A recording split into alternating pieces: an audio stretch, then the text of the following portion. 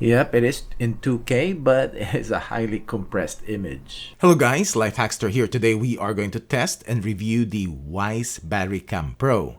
Thank you Wyze for sending me this camera to be reviewed. This is a standalone camera and connects directly to your Wi-Fi and doesn't need a hub like the Wyze Cam Outdoor.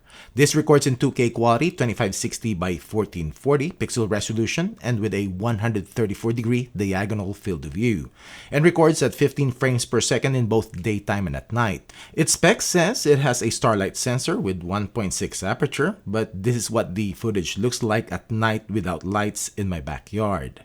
Fortunately, it does have spotlights, 5500 color temperature with 187 lumens light output. It uses both PIR motion detection and radar to have reliable detection.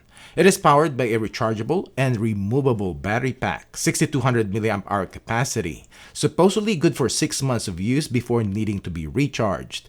And as you know, that this really depends on your use. Fortunately, this camera is compatible with the Wyze solar panel, except the one that they sent me didn't come with the USB Type-C adapter, because this is what this camera uses. Wyze probably is going to sell this adapter separately for customers who are upgrading and already have the Wyze solar panel for their Wyze Cam Outdoors. This can connect to either 2.4 or 5 GHz Wi-Fi, weather resistant with an IP65 rating, Alexa, Google Assistant, and if this then that compatible. Lastly, I'm not sure why this wasn't implemented in the get-go, but this camera has a microSD card slot and supports up to a 256GB card for local storage. This is coming soon as per Wyze via a firmware update. But at this time of this review, this camera needs a subscription to record to the cloud. Inside the box, you will get a quick start guide.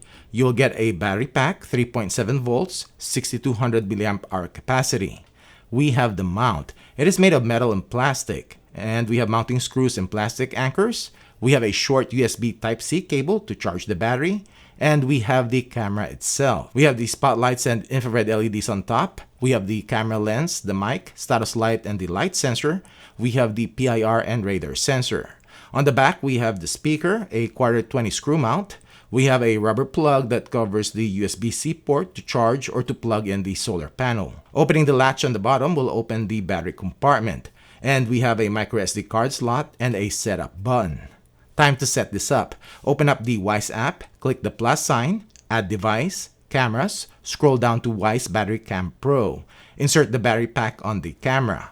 Push the setup button. Click next, type in your Wi-Fi's password and wait until it is connected. Name your device, and I have to add this camera to my Cam Plus subscription and update the firmware if needed. Time to install this. Unscrew the base plate from the mount and screw this in with the included 3 screws. Screw back in the mount and screw in the Wyze Battery Cam Pro onto the mount. The included mount is only for a wall or vertical install, but Wyze sells a longer mount that you can use for ceiling or under the eaves or horizontal install. Let's check out these settings in the app. When you open up the app, you will see the recent event snapshots from your camera. Click on it to get to live view, which has some delay in loading up.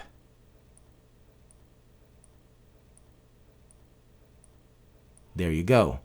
In here, you see the battery life, and you can manually turn on the spotlights, which will change the camera to color mode. You can start two-way talk, which is full duplex, and you can take a snapshot, record the live view, or manually trigger the siren. On the bottom here are the recent recorded events, which are on the cloud. And when you click on it, it will show the footage, and this is where you can download it to your phone. Click on the gear icon for the settings. We have detection settings, and you can set detection zones, and this is a grid type. You can adjust the detection range and adjust the sensitivity, and on and off motion tagging. We have event recording, and because of the subscription, I have AI detection, person, pet, vehicles. And because this is battery powered, you will have a recording cooldown from no cooldown to 5 minutes. Definitely set this to no cooldown. You can also set maximum video length from 12 seconds to 5 minutes. I set mine to 1 minute, but there is a caveat. The recording will end early if the motion stops, which I will have an issue with this later on. Then notification. You can set which events will notify you. We have advanced settings, and we have microSD card whenever Wyze updates this, and this is where you can see the status or where you can format it. Night vision settings. Power saving mode, which I turned off, but this is for the live stream, which will not play automatically. And you can turn on or off these settings. And I'll just show you the recording resolution, 2K or HD recording. Lastly, spotlight settings. You can adjust the brightness and the spotlights will turn on when motion is detected. Time to do some testing. This is video and audio quality of the Wyze Battery Cam Pro and video clarity test at 10 feet, 15, 20, 25, 30, 35. Now, as I said about the recording length in my testing, I set it to 1-minute recordings and no cool off. But this camera has a tendency to stop recording early. Alright.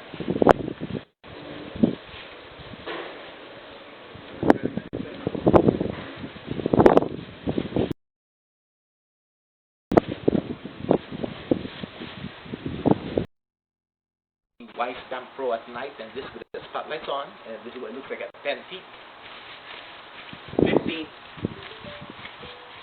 20, 25.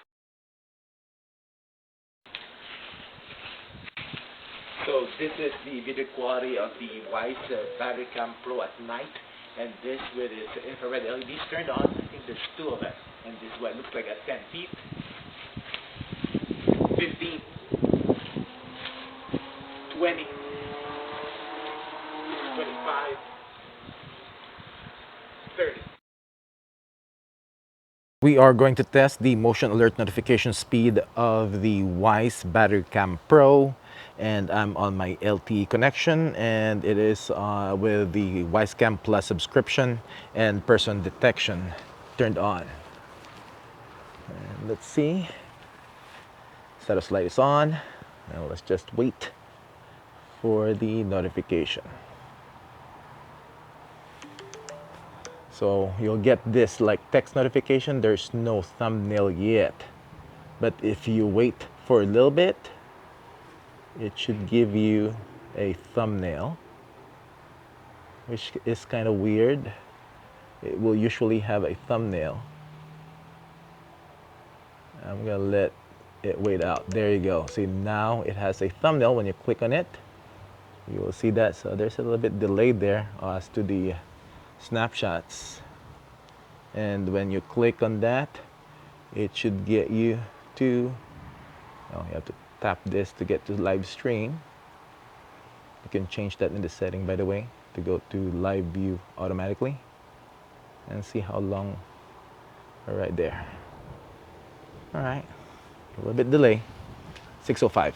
It is 6:06. It's still less than a minute, and we'll see what the notification cool off and recording. You can set this. I set this to no cool off, so it should be recording me again and give me a notification. Now that's faster. But see, there's no snapshot. The snapshot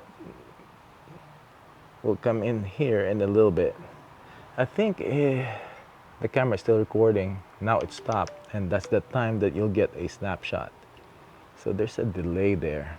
All right, we are going to check the maximum detection distance of the Wyze Battery Cam Pro. I've set it to the highest sensitivity and person detection only. And because it uses a PIR sensor, I don't think it will detect me at 40 feet. So nope, not at 40. Let's go 35.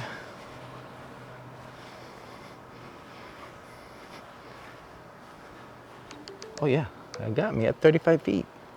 Cool. I see. Nice. Now let's see how soon the Wyze Battery Cam Pro will start to record when the motion is going towards it.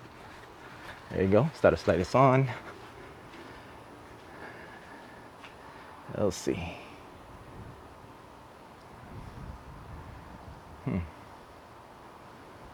Yeah, there's a delay big time. Now it has a snapshot included now. Complete motion detected, but you see it right there. And then they just changed to person. So it has multiple notifications. This is audio quality coming out from Wyze Battery Cam Pro. This is the audio quality coming out from Wyze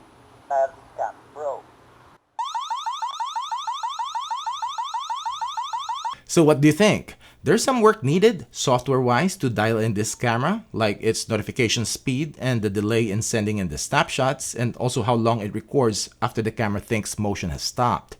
And video quality-wise, there is compression artifacts. And hopefully they can improve this. And I already relayed these findings to Wyze. Motion detection in my testing has been pretty reliable. I like that Wyze decided to have this camera powered by a removable battery pack, so you can easily swap out the batteries. And as to battery life, started at 100%. 3 days later, I have 96% left, and that's with a lot of activations from my testing. And you can also continuously charge the battery with a solar panel, as long as Wyze didn't forget the USB-C adapter. Well, that's it for this video. Thanks for watching.